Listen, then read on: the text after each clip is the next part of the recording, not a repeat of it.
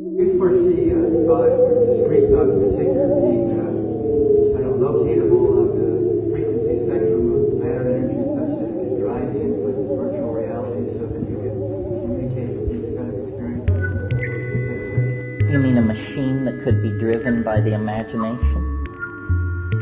The straight people believe that the brain makes thought, makes it. I think that the evidence is overwhelmingly against that that's as naive an approach to thought as I remember when I was little.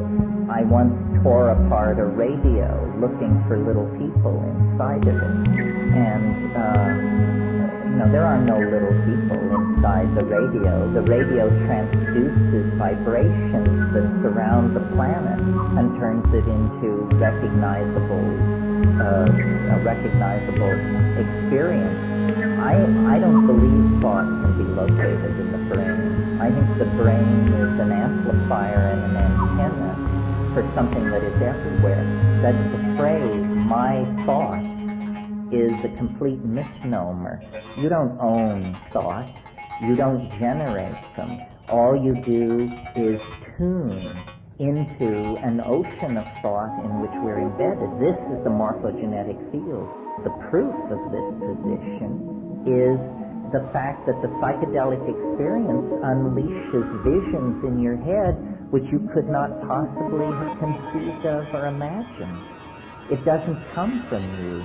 If we say that the content of the psychedelic experience comes from the self, then we have defined the self in such a way that it's unrecognizable to us. And if your self is unrecognizable to you, then it isn't yourself, you see. So these things are proving that we participate in the world of mind, but that we don't generate it.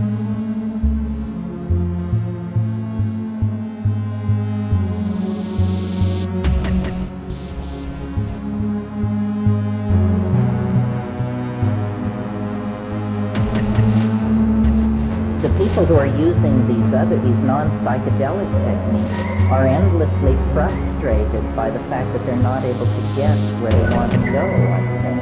The people who use psychedelics spend a huge amount of time trying to keep from overshooting the goal and losing themselves in the incomprehensible who knows what. And then you say, well, I could leave this world. I could become an ascended master. But is that what I really wanted all along?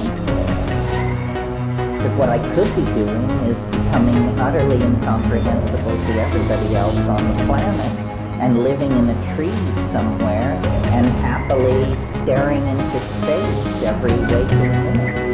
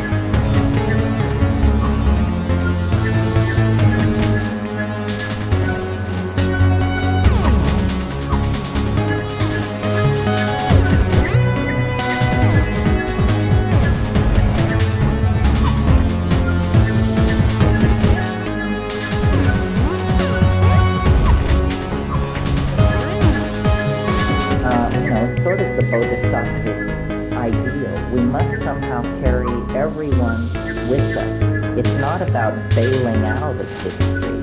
It's about sticking with it until we can end it for everybody.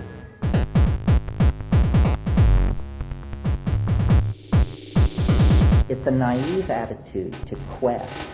It's the attitude of the ingénu, the fool, the castaneda's figure seeks.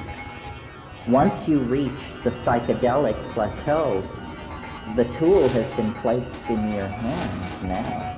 Now you have to figure out whether you were really serious about all this transcendental yearning that you indulged in when it seemed so far out of reach.